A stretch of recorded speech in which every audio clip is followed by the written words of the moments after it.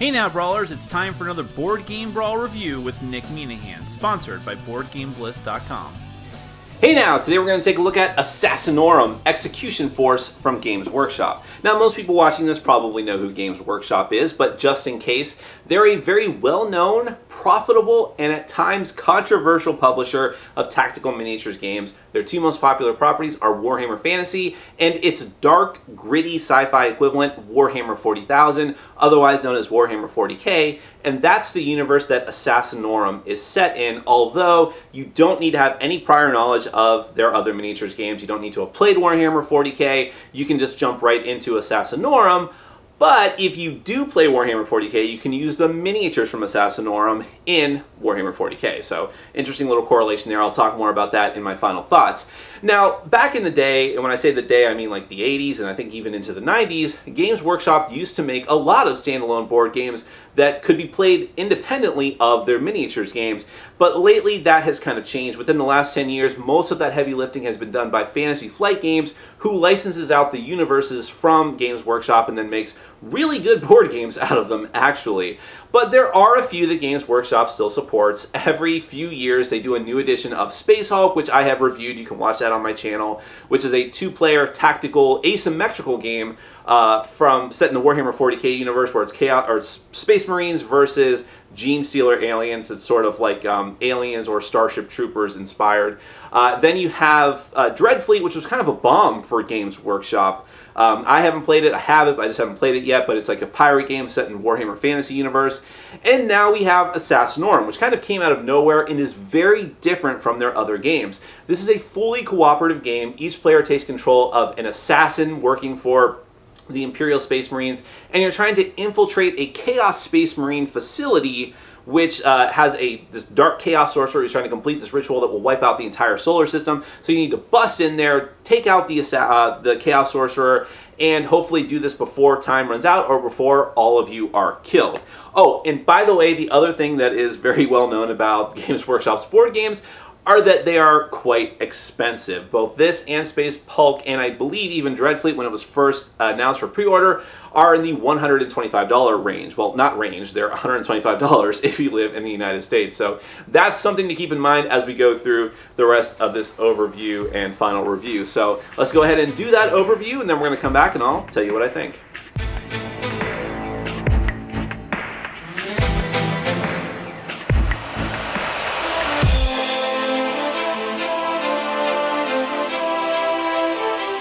Alright, so this is the starting setup for Assassinorum Execution Force. As you can see, the map is quite big, so I can't even fit all of it on the table. You have three different boards that are going to make up the Astropathic Sanctum, which is just one of many words I'll be butchering during the course of this overview. The boards are one-sided, and they always go in one way. So this is the board and how it's going to be set up all the time. The only thing that is not out on the board that will be coming out as you play are these randomized room tiles, and I'll get back to that in a minute. But there is one other board I couldn't quite fit on the initial camera shot, and that is this board over here in front of all of my random stuff on the table. That is the Inner Sanctum. This is where the Dark Chaos Sorcerer Lord Drask or Drek or something to that effect is holding his dark ritual to blow up the solar system. The other notable feature, aside from his little ritual area there, is his little imp familiar, the Chaos Imp Familiar, who is going to keep track. His only goal there's these little, it's kind of hard to see because I have to keep it off camera like that, but there are these inscribed numbers on the floor of the chamber. This is the countdown by which the sorcerer is going to complete his ritual. And the Imp Familiar starts on 1. During every chaos phase on every round, which is essentially the enemy phase of every round, that imp is going to move one step forward on the track. If he ever gets to 16 on the track, the game immediately ends in failure for the good guys, for the assassins. So you and the rest of the assassins need to kill that sorcerer before that happens and make sure that you all don't die as well. Although you can take him with you, take him out with you and die at the same time with one very specific circumstance, which I'll get to in a minute. But you cannot go there, unfortunately. Before you can get to the Dark Ritual Chamber, you need to find the Teleportation Chamber in the Astropathic Sanctum, which is the rest of the Chaos Space Marines base. And before you can actually use the Teleportarium, the teleportation pad room, before you can even find it, or I'm sorry, let me rephrase that. You have to find the teleportation room, and before you can use it, you have to find the control room. So those are your goals in that order. Find the control room, activate it, find the teleportation room, use it, and then go to the ritual chamber and kill the sorcerer. Now, every player is going to take control of one of the different Imperial assassins. You have the Calexis assassin, who is like a psychic warrior. You have the Calidus assassin, who's a sort of they're all roguish, but she's very fleet of foot and loves to make melee attacks. You have the Eversor assassin, who's all about action efficiency. He can get extra actions, and every assassin gets 2 actions per round. He's the only one that can double up on the same action. And then you have the Vindicare assassin, who's all about long-range attacks and hitting hard and hitting reliably with those attacks. Now you notice that there's these little tokens next to each of the assassins.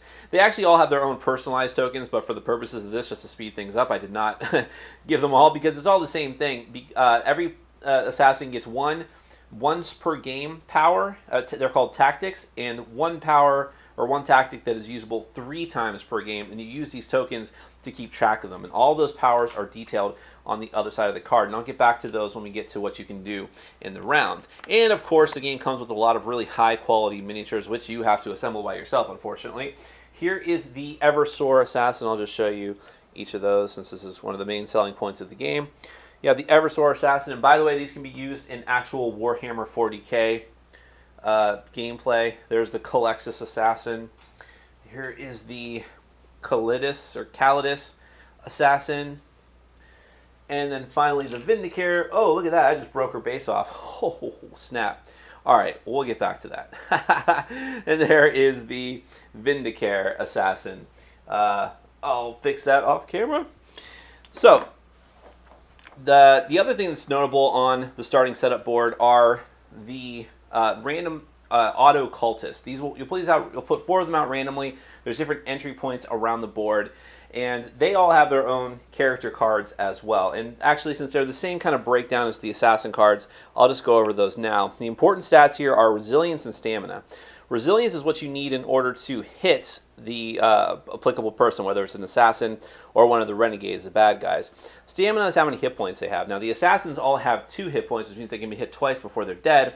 But most of the bad guys only have 1. All the Chaos Cultists, whether they have auto pistols or auto guns, can only take 1 hit.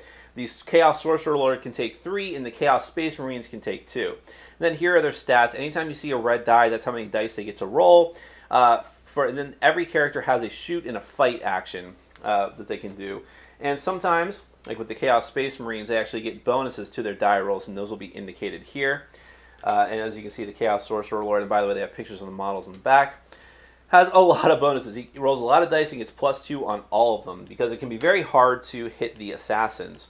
So here, the Calidus assassin has the same types of stats. Here you have listed 3 different actions that all of the assassins can do. You can move 6 squares.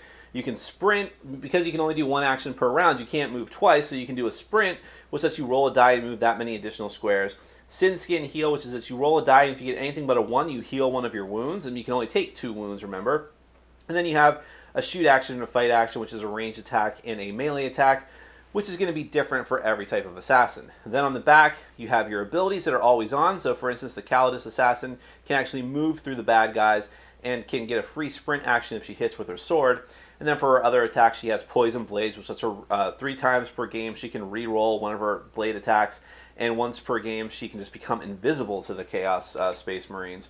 Whereas the Eversor assassin is the one that can get extra actions by spending his tokens, or can blow himself up in a poison cloud that potentially takes out his friends as well, but could end the game with a very high cost win for everybody. And by the way, I'll show you the models for some of the other bad guys. Here you have the Chaos Cultist with an auto gun, and there's different sculpts for each of them. So here's another Chaos Cultist with an auto gun.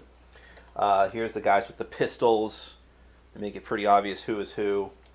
And then the Chaos Space Marines, who are quite tough, but not nearly as tough as the Chaos Sorcerer. Alright, so let's go through the turn order of what you can do. The first thing that happens every round is the Assassin phase, and this is where you get to take your 2 actions and then stop, which can be move, it can be attack, but if you're anyone except for the Eversor Assassin, you cannot do the same action twice. Now, the thing is, a couple different interesting things here. First off, there's different spaces around the board that have this white outline and a number. These are room spaces. If any assassin gets to within a line of sight, and by the way, these are typical line of sight rules, which is that you have to have a clear view, and their facing matters in this game because it's Warhammer universe, so anytime that you move or make a fight action, you choose which direction your miniature is actually facing.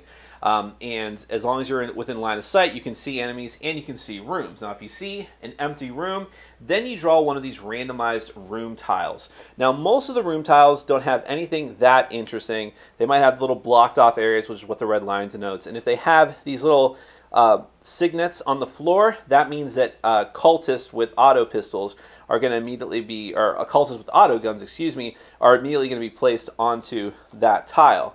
And you see, so there's just different things like here. These are all sort of normal rooms.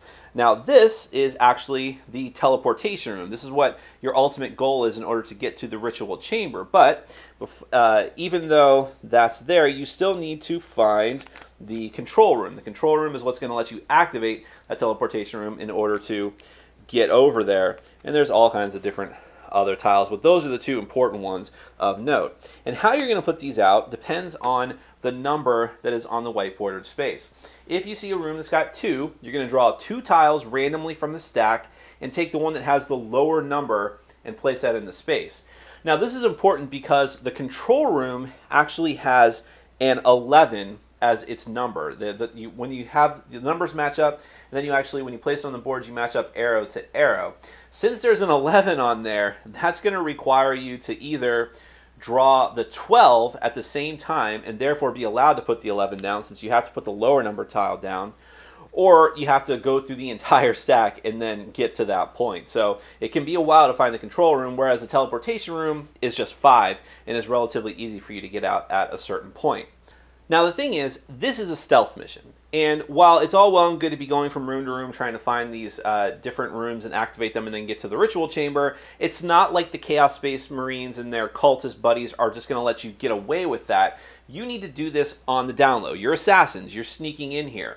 And if you ever come across cultists who, or you come into their path, then things might start to happen. If they see you, if they're within your line of sight and they're facing you and they see you, they will immediately go on alert. And on alert is bad for a couple of different reasons. First off, that means they're going to be actively trying to kill you, because if they're not on alert, they're just moving in set patrol paths. That's in fact what all these little red arrows are all along the board. When you get to the chaos phase, and I'll explain this more then, they're going to move along those arrows, but that's only if they're not on alert. If they're on alert, they're going to move towards the nearest assassin because they know that they're there. The other thing is that there are special event cards that are going to be coming out that are usually bad for you, and you draw more event cards depending on who's on alert. So when it's the assassin's turn, you don't want to move directly in front of them, and you don't want to make an attack against them that doesn't kill them. If you can kill them in one hit, like let's say this guy's here, he's facing this way, the Eclexis assassin takes the shot and kills this guy in one blow. Fantastic. If you do that, roll however many dice you're allowed to get, take the highest total die, and if it comes up for that particular troop, it's a 4 or more, you've killed him, and congratulations. As long as you've killed him and no other renegade was able to see that happen, no one has been alerted to your presence. But if you don't kill him, he immediately becomes alert. He will, any other renegade that sees that is also going to become alert, and so on. So you have to make sure to be doing this as stealthily as possible. Now, once all the assassins have taken their turn, then you go to the Chaos phase. And the Chaos phase is broken down into several steps. One of them is simply moving the Chaos Familiar over on the other board onto the next step. And remember, if it gets to 16, you all lose.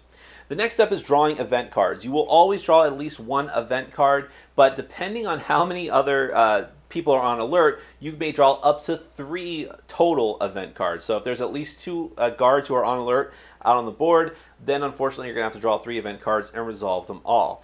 And all of them just have little bits of story blurb on them, and then they'll tell you what to do. Some of them will randomly put out more cultists or more Chaos Space Marines. Some of them will be different events. In fact, some of them are psychic events that for some reason will not affect the Calexis assassin. So for instance, this one says that the assassins, except for the Calexis, cannot perform sprint actions on the next turn. Cacophony of Whispers, one randomly determined assassin is besides the Calexis assassin is stunned until the start of the next chaos phase. Temporal Distortion. All renegades get to immediately move 6 on their turn instead of just rolling a die and moving randomly.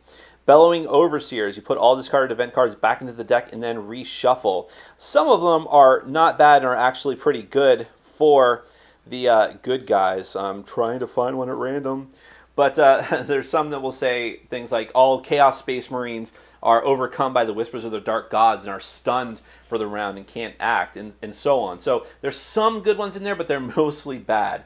After you get done with the event phase, then you have 2 different phases for moving the troops: on patrol and on alert. This is what I was referring to before.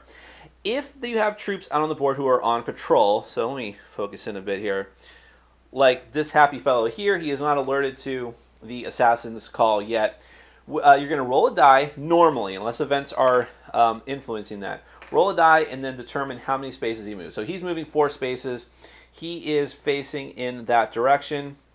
So he's going to immediately move 4 spaces forward. Now, if he ever gets to one of these red arrows on the board, you interrupt his movement and roll again. It will have numbers here saying, like for instance, this one says 4 through 6 and 1 through 3.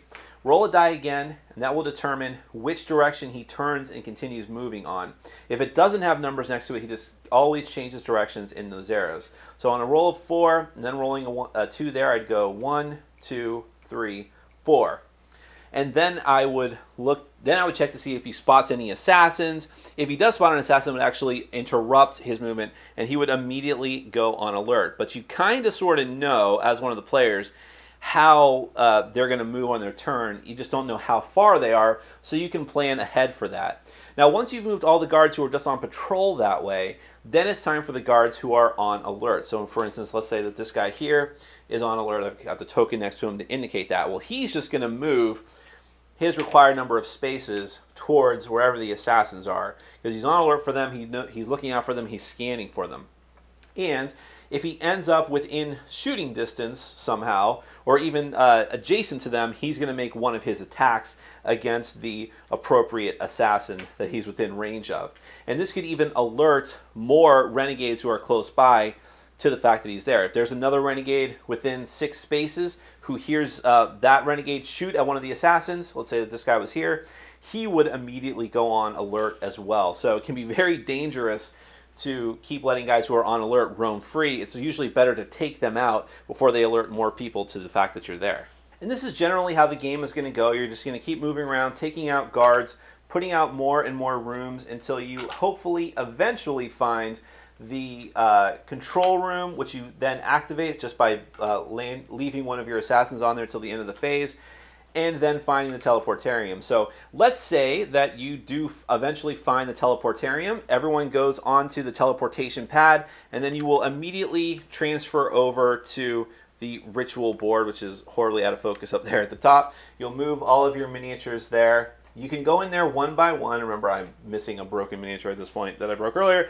You can go in there one by one or all at once. Now, when you go over to the ritual board, then reinforcements arrive. If there are any Chaos Space Marines over on the Astropathic Sanctum, they will immediately be removed from the board, and then you'll start spawning Chaos Space Marines on the entry points of the ritual chamber. Also, once every assassin is off, since it's a one-way trip essentially, once every assassin is off of the Astropathic Sanctum and onto the ritual board, you can essentially forget all of the Astropathic Sanctum. Now it is all about killing the Chaos Sorcerer and getting before he kills you or before the ritual completes.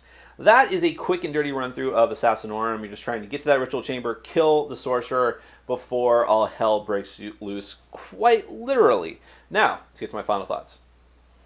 Okay, I talked a little bit at the end of my intro about the price of the game, and I'm going to address that, but I'm going to save it for the end of my final thoughts after I talked about the actual gameplay itself and the components and such, and then I'll tell you whether or not I think it's worth it. Now, as far as the theme goes, I think it's pretty cool. I like the idea of being this group of assassins going through and taking out guys Metal Gear style and trying to get to this ritual chamber and stop him. It's very generic in a way. I've seen this in other board games. I've seen it in a lot of fantasy and science fiction pop culture.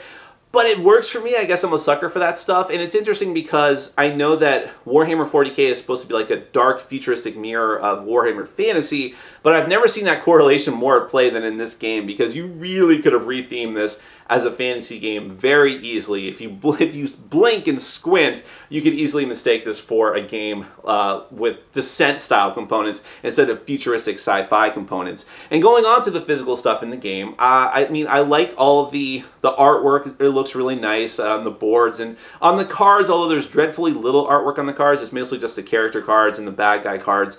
There's nothing on the event cards, sadly. Although there's really cool little bits of story on all the event cards, which I do really appreciate. And the models themselves are fantastic. I mean, Games Workshop is known for superior quality miniatures models, and that is definitely the case here.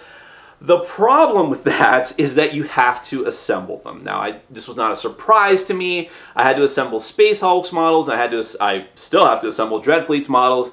And of course, for any real hobby gaming miniatures game, you're going to have to assemble them. I mean, even Super Dungeon Explorer, the very first core set of the game, you had to assemble, and it was a pain, but not as much of a pain as Assassinorum. I don't know why. Maybe I was having a rough week, but it was incredibly aggravating for me to assemble these. There's a lot of really intricate parts, especially on the Assassins. I definitely messed up a couple of them, and it was a very frustrating experience. So you definitely need to be aware of that going in. I'm not saying it's like the worst thing in the world, and it's not really difficult to do, but it is tedious and aggravating.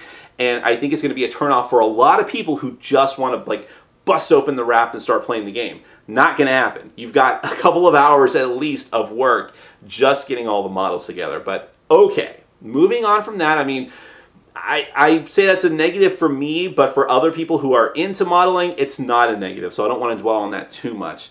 All the other components are fine, and I dig it. I kind of wish there was more intricate stuff as far as the tokens and things, but they do their job. It's just fine. Going on to the gameplay, it's really cool in a way. I talked about this in the theme, the idea of going through this facility and taking out guys and sneaking around. It works really well. There's nothing groundbreaking or innovative regarding the actual actions and movements that you can take. It's typical, move this many squares, you have this many actions, take them. Now, it is pretty cool that every assassin is completely different as far as what their special abilities do, because it really gives them each a different and unique feel. A lot of cooperative games that have you take control of different roles give you a different ability, but it doesn't make you feel that different, and most times you're just doing the exact same things as the other players.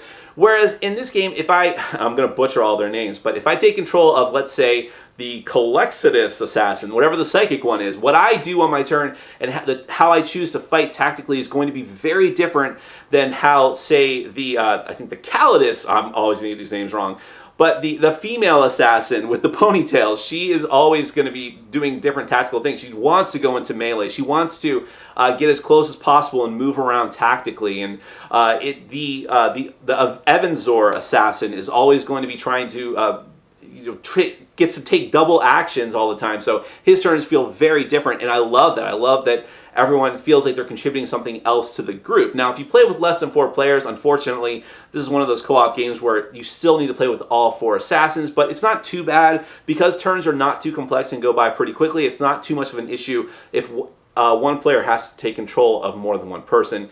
It works fairly well. And I like the whole mechanic of how the troops move around on patrol, how they can go on alert, and how you could say, okay, well, screw it. I'm just going to outrun these guys. Who cares? But the more people that are on alert, the more event cards you have to draw, which is a huge bummer. Now, one negative thing I'll say about the game is that the difficulty is very random because of that event deck. You can have games where you just draw event cards that don't really hurt you that much. Maybe they say, okay, patrols can move their maximum movement this turn, but if you've taken out most of the guards, what does it matter? Or, okay, these cards say that more troops are coming out now, which is always bad, but it's not so bad if they come out of the other side of the facility after you've already marched through most of the rooms and are making your way towards the end, finally finding the teleportation pad. If a lot of guys spawn over on the first entry points and they're nowhere near you, they don't start off on alert. They just are there wandering around and may never ever cross your path. So that's a bit of a weird thing.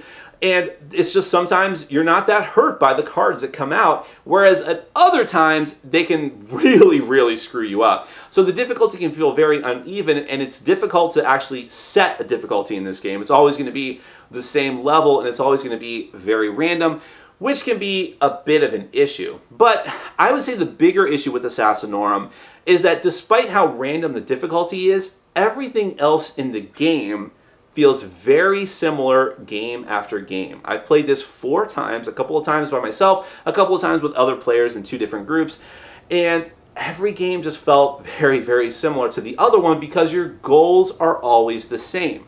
The only thing that changes is the order in which event cards come out and the times that they do, and also the random layout of the rooms. You go into a different area and pop a room, which, by the way, is a mechanic I like as well. I like that it's randomized. You're looking for these different specific rooms, the control room and the teleportarium, silly names, and the creatures that can spawn on them.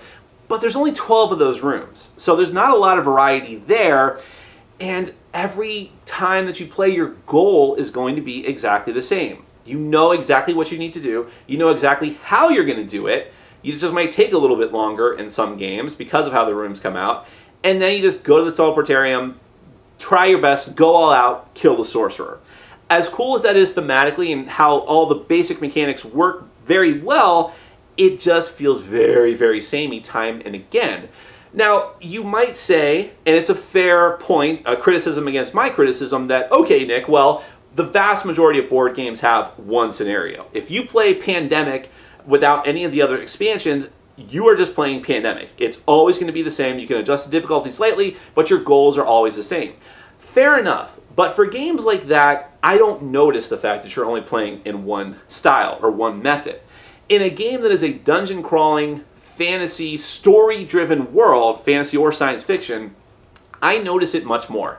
If you played Descent and you only had one scenario for Descent, even if it was a long, complex scenario and with a lot of details and storyline elements involved, if you had to do the same thing over and over again, it would seriously bother you because these games don't exist in a vacuum. They have to be compared against every other game that is similar to them. So when I see Assassinorum and I hold it up against games like Descent that have similar mechanics, or Imperial Assault, or any other kind of dungeon crawling game that's scenario driven, it doesn't fare very well. Or when you compare it to its big brother, Space Hulk, set in the same universe, same sort of dungeon crawling mechanics. The Space Hulk's a bit more involved, and it is a different system, but you have to compare those two. And when you look at what you get in the box for Space Hulk, for the same price, by the way, I'll get back to that in a second, you get tons more miniatures. You get a scenario booklet with, I can't remember the exact number, but it's at least, I think, 16 different scenarios that you can go through, different board setups, different objectives, whether it's just to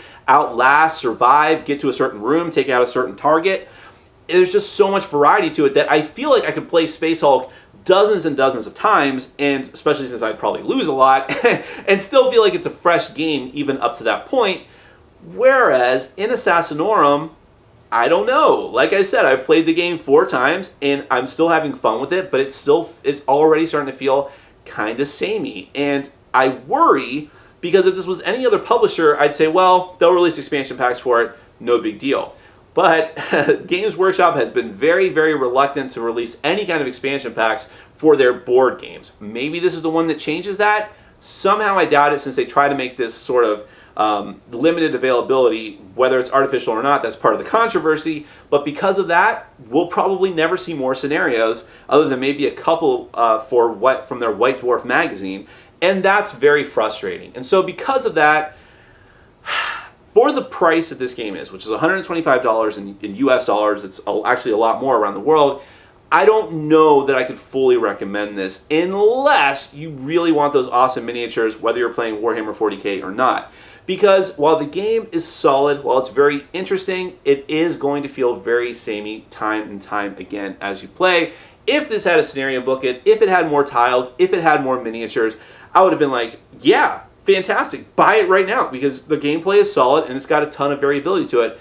But it doesn't have that right now. And it is a shame that Space Hulk has so much more content at the same price point. It doesn't seem to make a lot of sense. So kind of a mixed review here. I think it's a good, solid game. I just don't think that for most people it's going to be worth it for the price. And that's a sad thing because a lot of the theme and feel that I get from it is awesome. It's just brought down by those factors. That is Assassinorum Execution Force from Games Workshop. Thanks for watching. Follow us on Facebook, Twitter, and Patreon. And make sure to check out our sponsor, Board Game Bliss, where you can find an amazing selection of games from around the world. BoardGameBliss.com. Thanks for your support.